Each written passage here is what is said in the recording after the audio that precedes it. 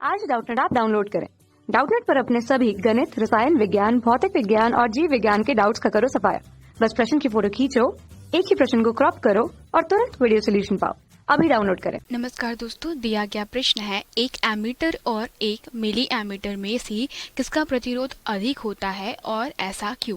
प्रश्न के अनुसार अगर एक एमीटर और एक मिली एमीटर में सबसे पहले डिफरेंस देखें तो एमीटर जो होगा दोस्तों वो धारा का मान किस में ज्ञात करता है। वो धारा का मान दोस्तों 1 मीटर की कोटि के जो होती है उसमें ज्ञात करता है। ठीक है, तो आप अगर मिली एमीटर को देखें तो दोस्तों वो 10 की घात ऋण 3 एम्पियर की कोटि की धारा को मापता है। ठीक है, और एमीटर क्या 1 एम्पियर की कोटि की धारा को मापता है। अब दोनों में अंतर यह है कि यहाँ पर अगर हम इसकी बात करते हैं कि इसकी आई एम मान लेता है कि मिली एमीटर से प्राप्त जो धारा है वो आई एम है और जो एमीटर से मापी गई धारा है वो आई ए मान ली जाए, तो इस स्थिति में आप देखेंगे कि आई एम का जो मान होगा वो कैसा होगा, कम होगा किससे, आई ए से। ठीक है, इसको हम समीकरण क्रमांक 1 दे देते हैं। इसे समझने में आपको आसानी होगी कि किसका प्रतिरोध अधिक होता है और क्यों। तो हम जब भी किसी भी एमीटर की बात करते हैं तो एमीटर में होता क्या है कि दोस्तों जो गैल्वेनोमीटर होता है उसके साथ में एक शंट प्रतिरोध अर्थात एक कम मान का प्रतिरोध कैसे लगा दिया जाता है, समांतर क्रम में लगा दिया जाता है, जिसके कारण जो इसका परिणामी प्रतिरोध होता है उसका मान कैसा हो जाता है, बहुत ही कम हो जाता है, जिसके कारण जो परिपथ में हमारी धारा आई है उसके मान में कैसा हो जाए दोस्तों, बहुत नगण्य परिवर्तन हो और हमारे पास में उस एमीटर में, ठीक है, ये जो आप 10 देख रहे हैं यह क्या है, यह दोस्तों एमीटर है। ठीक है, और उसमें हमें धारा के मान में बिना किसी ड्रॉप के, बिना किसी परिवर्तन के पूरा मान प्राप्त हो सके। तो अगर आप यहाँ पे ध्यान से देखिए, मान लेते हैं कि दोस्तों यहाँ पे जो धारा प्रवाहित हो रही है वो कौन सी धारा प्रवाहित हो रही है दोस्तों, यह आई जी धारा प्रवाहित हो रही है और यहाँ से मान लेते हैं आई एस धारा प्रवाहित हो रही है। इस स्थिति में आप ध्यान से देखें तो यहाँ पे वोल्टेज ड्रॉप अर्थात विभव पतन इन दोनों सिरों पे कैसा होगा, एक ही समान होगा, क्योंकि यह कैसे है, समांतर क्रम में। इसीलिए हम यहाँ से क्या कह सकते हैं दोस्तों कि I S into capital S किसके बराबर होगा, आई जी इंटू कैपिटल जी के। ठीक है, क्योंकि दोनों ही मान जो है वो आपस में कैसे है, बराबर है। तो इस स्थिति में हम क्या कर सकते हैं कि यहाँ पे दोस्तों दोनों ही पदों में अगर आप आई एस के बटे में क्या कर दे, आई जी कर दे, और यहाँ पे क्या लिख सकते हैं आप, जी के बटे में एस। ठीक है, अब दोनों पदों में आप एक जोड़ दें। ठीक है, तो यहाँ से आपको क्या मिल जाएगा, वैल्यू मिल जाएगी। अगर हमें याद क्या करना है, हमें मुख्य धारा आई का मान याद करना है और देखना है फिर प्रतिरोध के मान में किस प्रकार से परिवर्तन करते हैं। तो यहाँ पे अगर आप आई एस और आई जी की वैल्यू देखें तो यहाँ पे हमें क्या मिल जाएगा दोस्तों, यह प्राप्त होगा आई एस प्लस आई जी के बटे में आई जी। ठीक है, is equals to G plus S के बटे में एस।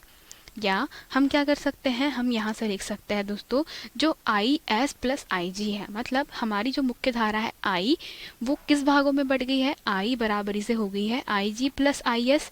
ठीक है, क्योंकि संट में से गुजरने वाली धारा को हमने आई एस माना है और जो गैल्वेनोमीटर है उससे गुजरने वाली धारा को आई जी माना है।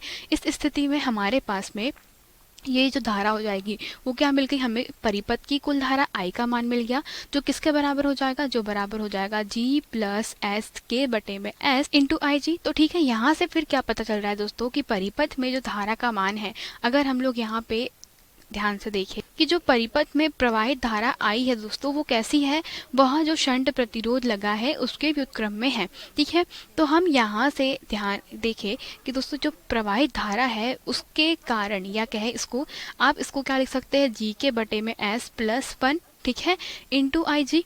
तो यहाँ से यह स्पष्ट है कि धारा का जो मान है वह शंट प्रतिरोध के मान पे कैसा कर रहा है, निर्भर कर रहा है। तो शंट प्रतिरोध का मान जितना अधिक होगा हमारी धारा का मान क्या हो जाएगा दोस्तों, मुख्य धारा उसी प्रकार से प्रभावित होगी और धारा का मान कैसा हो जाएगा, कम हो जाएगा।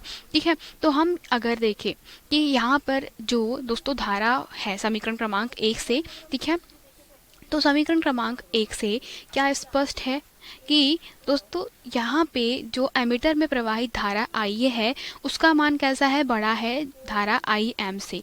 तो जो IM में है धारा अगर IA से बड़ी है तो IM का जो शंट प्रतिरोध होगा, ठीक है, मतलब S का जो शंट प्रतिरोध हो जाएगा किसका, SM का मान है वो कैसा हो जाएगा दोस्तों, अधिक हो जाएगा। किससे, SA से। जहाँ पे SA क्या है, SA जो है वो किसका प्रतिरोध है दोस्तों, IA का। क्योंकि हमने यहाँ पर नोटिस करा इस समीकरण क्रमांक, इसको हम लोग क्या नाम दे देते हैं, 2 नाम दे देते हैं। तो समीकरण क्रमांक 2 से क्या स्पष्ट है कि दोस्तों परिपथ में प्रवाहित धारा जो होगी वो शंट जो है उसके कैसी होगी, व्युत्क्रमानुपाती हो जाएगी।